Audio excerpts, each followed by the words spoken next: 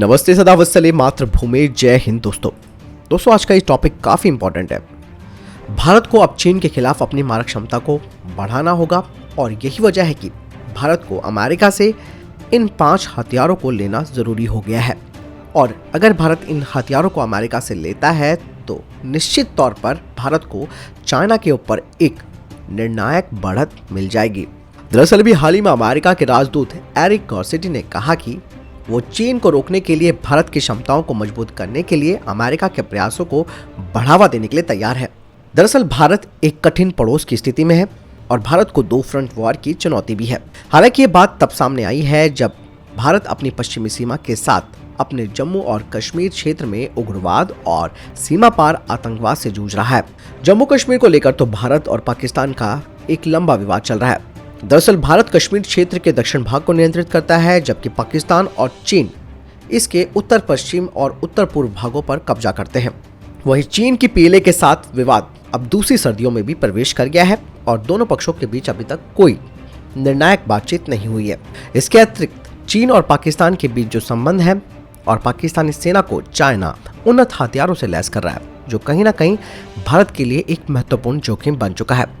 इसीलिए अमेरिका ने कहा कि वो भारत को किसी भी तरीके के आक्रमण की सूचना साझा करने, आतंकवाद विरोधी समन्वय, नेविगेशन, पेट्रोल और सैन्य अभ्यास की संयुक्त स्वतंत्रता के साथ साथ प्रमुख रक्षा साझेदारी की क्षमता को भारत के साथ बढ़ाना चाहता है। दरअसल 2016 के बाद से ही भारत और अमेरिका के संबंध काफी बढ़ गए और दोनों ही भागीदारों ने कई समझौतों पर हस्ताक्षर किए, जिनसे कि सैन्य सहयोग को बढ़ावा मिला है। भारत ने अपने इन दोनों दुश्मनों के खिलाफ अपनी क्षमता को बढ़ाने के लिए अमेरिका की प्रणालियां भी हासिल की है और अभी भी कई सौदे जो हैं वो पाइपलाइन में हैं। हालांकि एक तरफ अमेरिका के साथ अभी S-400 को लेकर कोई चुनौती भारत के सामने पेश नहीं हो रही है, क्योंकि अमेरिका में भी 2 धड़ बटे हुए हैं। एक तरफ तो सपोर्ट कर रहे हैं, दूसरी तरफ काटसा के तहत प्रतिबंध लगाने की बात कर रहे हैं। लेकिन कहीं ना कहीं अमेरिका ये बात भी देख रहा है कि भारत और अमेरिका के बीच रक्षा सहयोग काफी बड़ा है और इससे अमेरिका को ही फायदा हुआ है। दरअसल $22 अरब मूल्य के विमान, हेलीकॉप्टर और मिसाइलों की आपूर्ति करने वाला संयुक्त राज्य अमेरिका भारत के टॉप हथियार आपूर्तिकर्ताओं में से एक बन गया है और करीबन $10 अरब यानी कि 73,825 करोड़ रुपए के सौदे पर बातचीत चल रही है और ये पूरा होने वाला है, जिनमें कि P-8I लंबी दूरी की समुद्री गश्ती विमान और C-130J परिवहन विमान को दोहराने के आदेश और उनके सपोर्ट करने की भी उम्मीद है। और इसके अलावा सबसे महत्वपूर्ण सौदा जैसे कि 30 MQ-9 प्रीडेटर B ड्रोन का, जिसकी डील करीबन $3 अरब की है। सिप्री ने 2016 और 2020 के बीच महत्वपूर्ण पारंपरिक हथियारों के दुनिया के दूसरे सबसे बड़े आयातक के रूप में भारत को स्थान दिया, जो दुनिया भर के आयात का 9.5% है। भारत ने 2018 में अमेरिका से खरीदे गए चिनूक हैवी लिफ्ट हेलीकॉप्टर और अपाचे को बड़े पैमाने पर लद्दाख सेक्टर में भी तैनात किया था। परिवहन विमान C-130J सुपर हरकुलिस, जो कि पहले भी अमेरिकियों से खरीदा गया था, उसने LAC पर हमारे ट्रूप्स और लॉजिस्टिक को ले जाने में काफी महत्वपूर्ण भूमिका निभाई, जहां तैनात की केवल हाल के दिनों में काफी ज्यादा हुई है।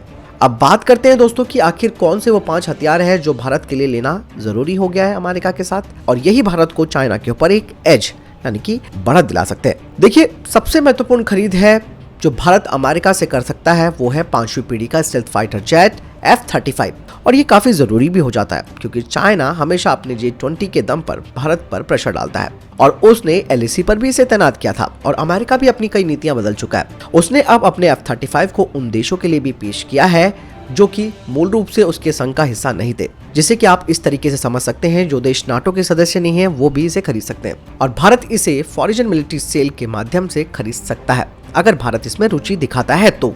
इससे पहले भारतीय वायुसेना ने अप्रैल 2019 में 18 बिलियन की लागत से 114 जेट खरीदने के लिए RFI प्रकाशित की थी। अनुबंध को दुनिया के सबसे बड़े सैन्य खरीद कार्यक्रमों में से एक के रूप में पेश किया गया था, लेकिन कुछ अफवाहें ऐसी भी थी कि अमेरिका भारतीय वायुसेना और भारतीय नौसेना दोनों को अपने F-35 लड़ाकू जेट्स बेचना चाहता था। लेकिन जल्दी सैन्य विश्लेषकों के बीच में यह मुद्दा काफी हॉट हो गया, यानी कि गर्म बन गया, क्योंकि भारत ने अब तक इन शक्तिशाली स्टेल्थ फाइटर्स में कोई दिलचस्पी नहीं दिखाई, जो कि कई यूरोपीय देशों के बीच काफी प्रचलित भी हो गया क्योंकि उनकी वायुसेना इनका इस्तेमाल कर रही है। जिसमें यह भी कहा जा रहा है कि अगर भारत F-35 को समय पर नहीं लेता तो उसको एक भारी कीमत चुकानी पड़ सकती है। इसके अलावा भारत ने अपने शस्त्रागार में फ्रांसीसी राफेल बेड़े को जोड़ा है और इसके अलावा अपनी महत्वाकांक्षी AMC कार्यक्रम पर भी काम कर रहा है। इसीलिए भारत ने F-35 के लिए कोई दिलचस्पी नहीं दिखाई और अमेरिका ने भी भारत के सामने इसे नहीं पेश किया। इसके बदले उसने F-21 लड़ाकू विमानों की पेशकश भारत को की है। दूसरा है परमाणु संचालित पनडुब्बियों का मामला। दरअसल अभी हाल ही में ऑकस की तर्ज पर अमेरिका, ब्रिटेन और ऑस्ट्रेलिया का जो गठबंधन बना है उसमें परमाणु संचालित पनडुब्बियों की तकनीक की भी पेशकश की गई है, लेकिन इससे भारत को दूर रखा गया। हालांकि भारतीय नौसेना प्रमुखों ने और जो टॉप डिफेंस एक्सपर्ट्स हैं उन्होंने परमाणु रिएक्टर प्रपोजन टेक्नोलॉजी का अमेरिका के साथ सहयोग की संभावना जताई, लेकिन अमेरिका ने इसके लिए भारत को मना कर दिया। इसलिए भारत के कई लोगों को भी ये लगा कि अमेरिका भारत पर विश्वास नहीं करता है, लेकिन भारत के पास पहले से ही परमाणु पनडुब्बियां हैं, जिसने 2016 में INS अरिहंत को चालू किया था। इससे भारत ऐसा करने वाला दुनिया का छठा देश बन गया। अरिहंत हालांकि एक SSBN है, यानी कि परमाणु संचालित बैलिस्टिक मिसाइल पनडुब्बी। ये एक धीमी गति से चलने वाला बॉम्बर और एक स्टेल्थ परमाणु हथियार लॉन्च करने वाला प्लेटफॉर्म है। अरिहंत हमारी स्ट्रेटेजिक फोर्सेस कमांड का हिस्सा है, जिसमें कि भारत 3 और SSBN बना रहा है। लेकिन भारतीय नौसेना को SSN यानी कि न्यूक्लियर पावर्ड अटैक सबमरीन्स की जरूरत है, जो कि मौजूदा SSBN को स्कॉट करेगी। इसके अलावा कैरियर बैटल ग्रुप के साथ भी सहयोग करेगी और दुश्मन की वॉरशिप्स को खत्म करने के लिए काम करेगी। लेकिन अगर अमेरिका भारत को इस चीज में सहयोग करता है, यानी कि SSN टेक्नोलॉजी के लिए वो मान जाता है, तो ये दुश्मन को एक साफ संदेश जाएगा कि वो हमारी सीमा का उल्लंघन नहीं करेगा। इसके अलावा भारत ऑलरेडी फ्रांस के साथ ये काम करने जा रहा है। देखो, सबसे बड़ी बात यह है कि फ्रांस ने अपनी बरकूड़ा परमाणु पनडुब्बियों की पेशकश भारत को की है और ये अमेरिका के लिए अवसर का चूक हो सकता है कि अगर वो भारत को अपनी ये टेक्नोलॉजी नहीं देता है तो। लेकिन अगर भारत एक्सेप्ट करता है फ्रांस के प्रपोजल को, तो इससे जो फ्रांस बेचारा ऑलरेडी असंतुष्ट है इस ऑकस से और अमेरिका से, इससे फ्रांस को फायदा ही हो रहा है। देखिए कैसे, एक तरफ संयुक्त अरब अमीरात ने अतिरिक्त राफेल सौदे को मंजूरी दी है, दूसरा उसने भारत को बारकूडा परमाणु पनडुब्बियों की पेशकश भी कर दी है और भारत मान जाता है तो ये फ्रांस के लिए विन विन सिचुएशन हो जाएगी और अमेरिका को यहाँ पर एक पुशबैक लगेगा। लेकिन एक जो सबसे महत्वपूर्ण क्षेत्र है जो अमेरिका के साथ भारत करना चाहता है वो है सशस्त्र ड्रोन, और भारत की रक्षा अधिग्रहण परिषद ने इसके लिए मंजूरी भी दे दी है, जिससे कि अमेरिका के MQ-9 रीपर ड्रोन भारत को मिलने लगेंगे और भारत ऑलरेडी 2 लीज पर लिए गए MQ-9 सी गार्डियन ड्रोन का इस्तेमाल भी कर रहा है। MQ-9 रीपर, जिसे कि प्रीडेटर बी ड्रोन भी कहा जाता है, जमीन पर और समुद्र के ऊपर अपनी खुफिया टोही और निगरानी के प्रयासों के लिए भारत के शस्त्रागार में एक महत्वपूर्ण शक्ति होगा। रीपर्स लंबे इंड्योरेंस और उच्च ऊंचाई वाले सशस्त्र ड्रोन हैं, जो अपने लड़ाकू बेड़े की सहायता करके भारत की क्षमता को बढ़ा देंगे और दुश्मन के ठिकानों को प्रभावी ढंग से खत्म कर देंगे। अब अगला जो चरण आता है वो है भारत का अमेरिका से डायरेक्टेड एनर्जी वेपन्स को खरीदना। कथित तौर पर इस तकनीक पर भारत भी काम कर रहा है, लेकिन चीन काफी आगे बढ़ चुका है। इस तरीके के एक संभावित सहयोग हो सकता है अमेरिका और भारतीय रक्षा अनुसंधान जो DRDO है उनके बीच टेक्नोलॉजी सहायता के बेसिस पर, क्योंकि DRDO का अपना आदित्य परियोजना जो है वो चल रही है, जो कि डायरेक्टेड एनर्जी वेपन्स को लेकर है। भारत के पास 2 राज्य संचालित प्रयोगशाला भी हैं, यानी कि लैबोरेटरीज हैं, जिनमें कि centre for high energy systems और laser science and technology centre यानी कि लेस्टेक है, जो कि डेवलपमेंट और रिसर्च कर रही हैं निजी क्षेत्रों के साथ काम करके इस क्षेत्र में। लेकिन भारत को कम समय में अगर डायरेक्टेड एनर्जी वेपन्स चाहिए तो ऐसे में अमेरिका का सहयोग भारत को मिलना जरूरी है, और अगर अमेरिका भारत के साथ सहयोग करता है तो भारत का ये प्रोजेक्ट और आगे बढ़ सकता है, क्योंकि दोस्तों भारत के सुरक्षा वातावरण के लिए डायरेक्टेड एनर्जी वेपन्स काफी जरूरी है।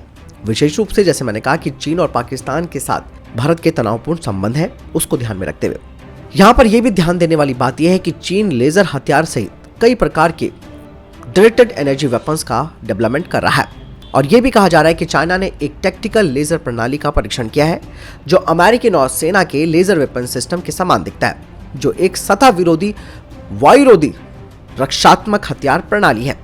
ऐसा कहा जाता है कि ये एयरबॉर्न लेजर पॉड्स को भी विकसित कर रहा है, जो PLA विमानों जैसे कि J-15 और J-20 पर फिट किए जा सकते हैं, और ये हवा से हवा में मिसाइलें ऑप्टिकल रेंज के भीतर दुश्मन के पायलटों को अंधा बनाकर उनके फाइटर जेट्स को गिरा सकती है। इसके अलावा ये बड़े विमानों को भी नष्ट कर देते हैं। जेट और बैलिस्टिक मिसाइल भी इसकी जद में आ जाते हैं, और ये इसीलिए भारत को अपने खुद के डायरेक्टेड एनर्जी वेपन जो लेजर सिस्टम है उन्हें तैनात करने की तत्काल जरूरत की ओर ध्यान देता है। भले ही भारत को अभी इतनी जरूरत भी ना हो इन डायरेक्टेड एनर्जी वेपन्स की, लेकिन काम तो करना ही होगा। तो ऐसे में जो सबसे महत्वपूर्ण पार्ट आता है वो आता है बॉम्बर्स का, क्योंकि चाइना के पास स्टेल्थ बॉम्बर्स हैं और इसीलिए कई डिफेंस एक्सपर्ट्स कहते हैं कि संयुक्त राज्य अमेरिका से भारत को इस तरीके की जो एडवांस टेक्नोलॉजी है उसे खरीदना चाहिए। भारत के सैन्य विशेषज्ञों ने पहले से ही समुद्री हमले के मिशन के लिए एक रणनीतिक यानी कि स्ट्रेटेजिक बॉम्ब वर्षक की खरीद के लिए इंटरेस्ट भी दिखाया था और यहां तक कि हिंद महासागर क्षेत्र में संचालन के लिए रशिया के Tu-22M मीडियम वेट वाले बम वर्षक के लिए खरीदने पर बात कही थी। वहीं अमेरिका का B-21 इक्विप्ड है यानी कि लैस है लॉन्ग रेंज एंटीशिप मिसाइल से, जो कि यूएस वायुसेना में B-1B लॉन्चर के रूप में है, जो कि इस नए विमान में स्टेल्थ फीचर्स और शक्तिशाली सेंसर सूट को जोड़ देते हैं और इस वजह से ये बम वर्षक एक दुर्जय बम वर्षक बन जाता है और ये हिंद महासागर में दुश्मन के युद्धपोतों के लिए गंभीर खतरा पैदा कर सकता है। अमेरिका के एक नए अध्ययन के अनुसार चीन ने अपने स्टेल्थी जियान S-20 बॉम्बर को कन्वेंशनल और परमाणु मिसाइलों को ले जाने के लिए तैयार कर लिया है और यह 850 किलोमीटर तक की उड़ान भर सकता है। चीन के साथ चल रहे विवाद के कारण भारत को चीन के साथ प्रभावी प्रतिरोध पैदा करने के लिए एक स्टेल्थ बॉम्बर खरीदना पड़ सकता है। हालांकि इनमें से अधिकांश हथियार प्रणालियां भारत के लिए एक सपना हो सकती हैं। भारत में नए अमेरिकी राजदूत ने इस बारे में ध्यान दिया है कि ये देखने की बात जरूरी है कि भारत इन्हें लेता है नहीं लेता, लेकिन हम चर्चा तो शुरू कर सकते हैं और क्या पता ये चर्चा सार्थक भी हो सकती है। यदि अमेरिका रक्षा के क्षेत्र में रशिया पर भारत की निर्भरता को कम करने में वास्तव में गंभीर है तो हम इसे आगे बढ़ाने का प्रयास करेंगे। तो आपने जाना कि भारत को किन किन चीजों की जरूरत है और आपने जाना कि वो 5 हथियार कौन से हैं जिनकी जरूरत भारत को है चाइना के ऊपर बढ़त दिलाने के लिए। आपको क्या लगता है इस पूरे सिनारियो के बारे में कमेंट सेक्शन में लिखकर जरूर बताएं। मैं तो वीडियो के साथ ख्याल रखिएगा अपना। नमस्कार, जय हिंद, वंदे मातरम।